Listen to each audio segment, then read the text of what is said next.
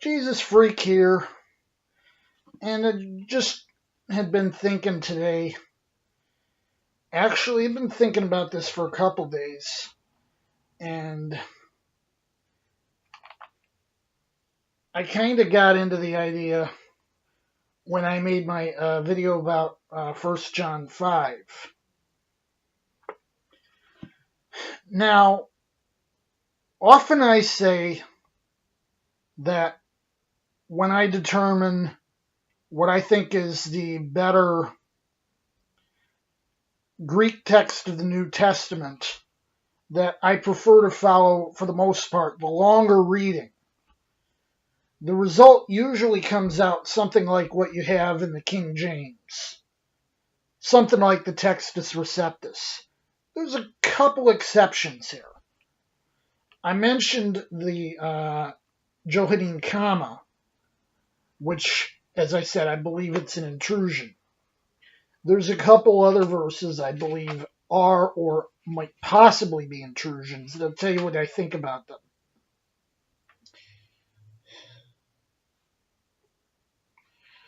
Okay, the first one is Matthew 20:16. And in the received text it reads, "So the last shall be first, and the first last, for many be called, but few chosen." And this follows up on the parable of the workers in the field. Now, the last first and the first last makes perfect sense as a moral.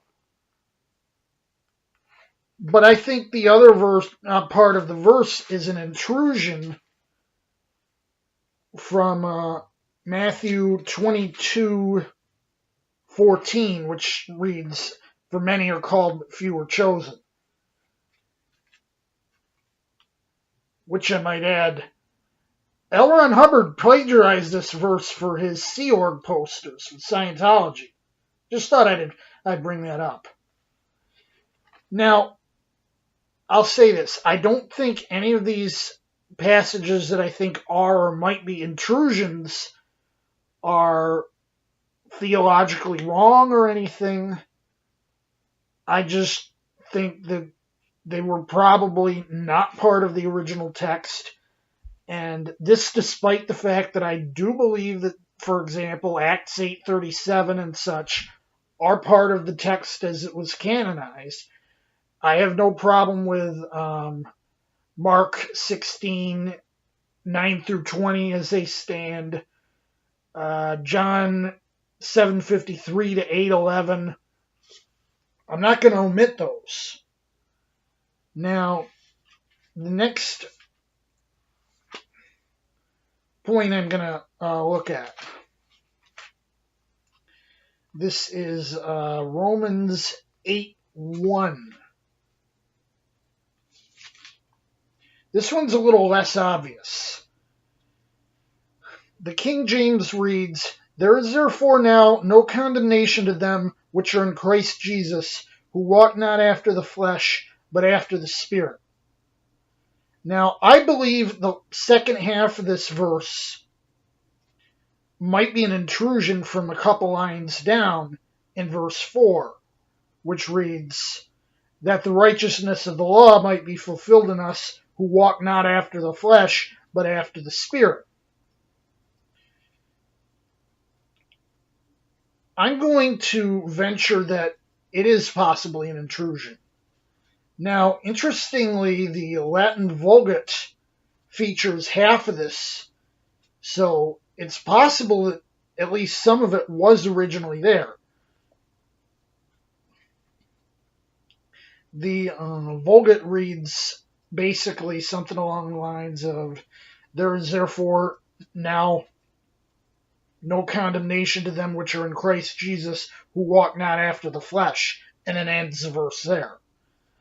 I'm going to venture that it probably ended right after Jesus. There is therefore now no condemnation to them which are in Christ Jesus. Full stop. Now,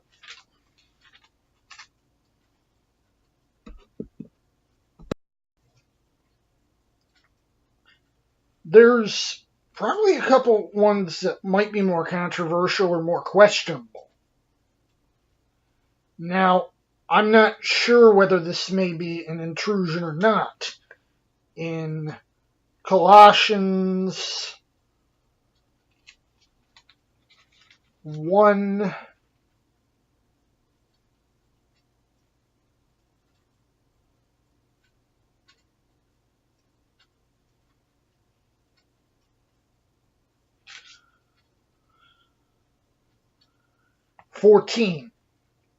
where it reads, "In whom we have redemption through his blood, even the forgiveness of sins."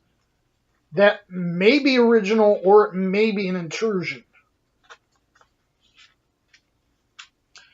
The parallel phrase, of course, is Ephesians 1:7, "In whom we have redemption through his blood, the forgiveness of sins, according to the riches of his grace." Now, I'm not sure whether that's an intrusion or not. So I'm taking a safe route, and when I translated it, I did include that phrase.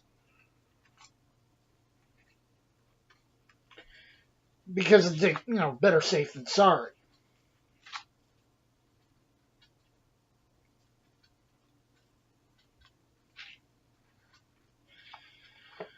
The question of the Greek text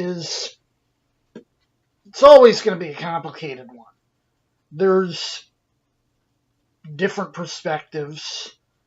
Obviously, the reformers took what they had, although I believe Erasmus did call some of the readings into question.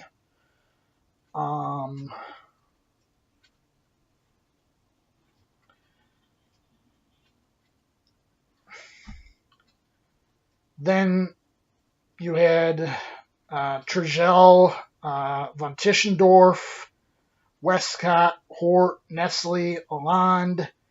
They had their strategy. Hodges and Farstad, they had their strategy. Robinson and Pierpont had their strategy. Pickering has his strategy. And I've got my strategy. So I guess it's all, what methodology are you using to determine the text? And I guess sometimes it's not exactly method, because in the end, it's all conjecture. Because the original manuscripts lost to time. But since we have more manuscripts of the New Testament than any other written work in recorded history, I think overall it's not really that big a deal. And most of these differences are not going to be any significant theological quandaries that are going to affect, one doctrine or another. Anyway, Jesus freak out.